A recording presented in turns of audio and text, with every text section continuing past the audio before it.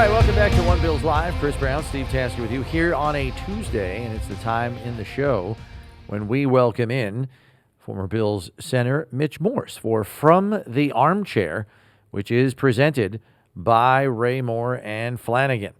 Raymore and Flanagan is a proud partner of the Buffalo Bills. Mitch, we're here in week 6, and the Bills were the last standing undefeated team, but they fall to the Patriots in a hotly contested division game where I think every Bills player would say they probably did not play their best game. And, when you don't play your best and maybe the sense of urgency isn't there from start to finish, an upstart team like the Patriots can get you, and they did.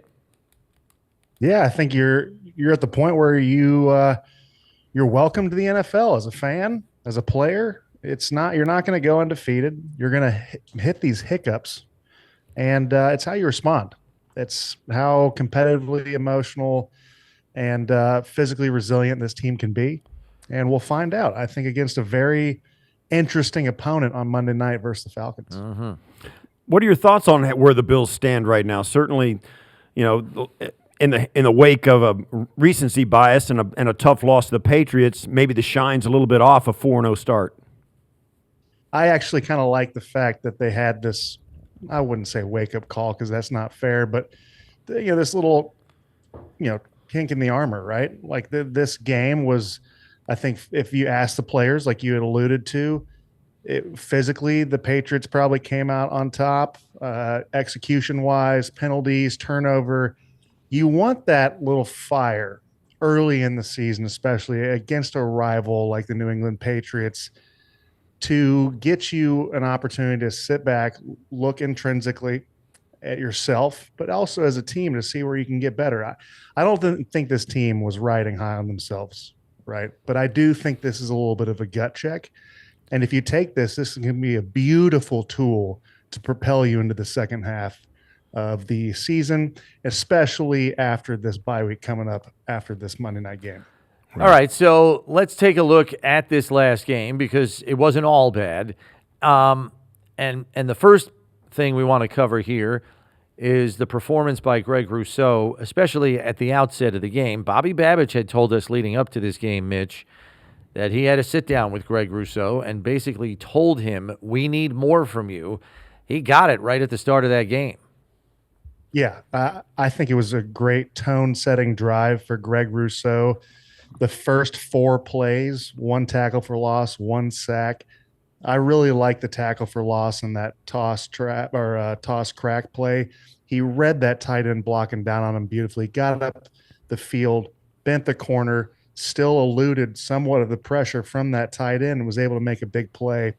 And then on that sack, first of all, it was one of my favorite plays of the game because it's been talked about a little bit, but the 2 veterans on the defense's right, the offense's left, Daquan Jones and Joey Bosa, ran one of the coolest fake twists of all time, giving the pressure up the middle so that Drake May had to elude to his right.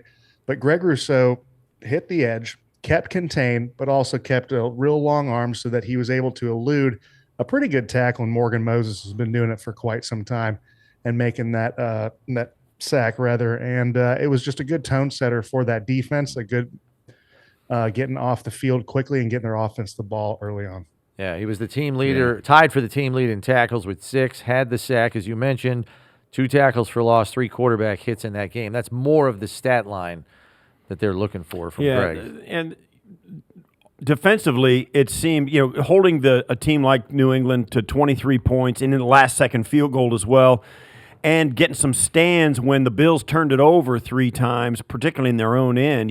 Keon dropped one inside the 10-yard line, fumbled, the Patriots get it, and Josh threw a red zone interception, which you almost never see him do anymore. He threw that, and they picked it off, which took points off the board for Buffalo. Defense you had to tip your hat to them. This may have been their best defensive performance of the year because there was never a lead by the Bills. Without a doubt. Steve, honestly, when you just look at the stat line, right? The New England Patriots had 71 yards rushing, which is by far the best outing by the Bills defense by over 30 yards, right? It was a great tone setting game. And I know I've said tone setting quite a few times, but I think that's a real important part of where this team is in the season. The defense, I thought, played very well. Of course, Stephon had a game, which you got to tip your hat. I think Josh McDaniels also called a very good game. But if you're looking at this, yes, the Bills turned it over and turned it over on the 10-yard line, also threw some points away, like you said, in the red zone. The Bills are in a good spot on defense. So I just think it's an opportunity to, like you said early on, still find some good things in this game. Yes, it's a loss. It's the NFL. It's going to happen. What can you build upon, even on losses? And I think that's what you find in good teams when they look at the film on Monday, what we can still grow on, of course, but what we can accentuate the good stuff, because there is good stuff in that game. And I think you can find it on that film. All right, so opening offensive drive to start the second half for the Bills. Coach McDermott talked about in his press conference yesterday. He was proud of the way he felt the offense was able to reset and come out in the second half. So why don't you address what you saw there? Yeah, the guys were down 6-3. Already had 2 turnovers. Penalties were a little bit of an issue, if you want to say that. You come out and you bang out a 10 or 11 play drive. I think it was 11 plays if you count when they were able to get the defense, the encroachment, right? You have James Cook starting early with a run. Then you're able to hit Dalton Kincaid for a huge gain. You had James Cook, who had on this third play right there, one of the best runs of the day. They brought a pressure. There was also penetration. He was able to find the tackle and, hit it inside. Keon Coleman also had that reception. And then you just took what the defense gave you, right? For these 5-yard games, the Dawson Knox, another 5-yard, a 10-yard game to Khalil Shakir. You had the bubble screen, and then you were able to have Curtis Samuel have this really cool fake motion come out the side, and then was able to walk in for a touchdown. It was just a great way to accentuate all the good things you're looking for coming out of the second half. Execution, keeping the ball in front of you, not having any negative plays, and ending up with the first touchdown of the game. Yeah, what do you think about the turnovers? Certainly, Keon, it's a little bit unusual for him to catch one and then drop it. Josh throwing it, he said and admitted it was a bad toss behind the receiver who when it got intercepted. So all the turnovers have been a strength of the teams, and it's pretty evident too. And your team from last year, Jacksonville, has been a poster child. They had 9 turnovers all of last year. They've got 14 in the first 5 games and are 4-1 as a result. So, obviously that's the big stat that, the first time in a long time the Bills have lost the turnover battle. Yeah, it's one of the most jarring statistics in the league is winning percentage when you win the turnover battle. You're going to have these moments. You're going to have these, if you want to call it lapses in judgment. It's part of the gig. And what that's going to do is it's going to help you double down on ball security. I'm sure they'll do ball security drills. I'm sure Josh will be extra cognizant of the plays that he makes. And I think when you see the plays that he made after that interception, he was just going to take what the defense gave him, and he used his legs a lot more, took those 5-10 yard, pitch and catches.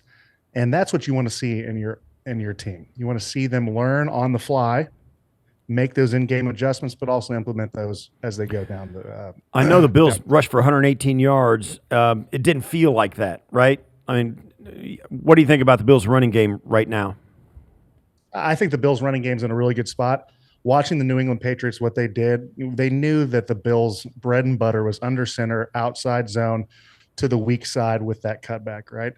And if you watched the end zone footage of the run game, they were sitting on that like you wouldn't believe. And to be able to even get yards with that, they had 4 or 5 guys around the tight ends because they knew they wanted to put pressure on those guys. And I thought they still executed very well. They'll have something to work on because, it's a studying league. It's a copycat league. Other defense are going to try to emulate what the New England Patriots did. And now they'll have an onus on what to do in practice.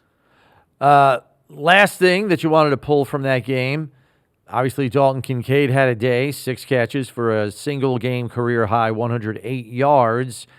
And this is not just a one-off. I mean, this is a guy that has been delivering production each and every week, and very quickly he's going to find himself atop the team here in receiving categories.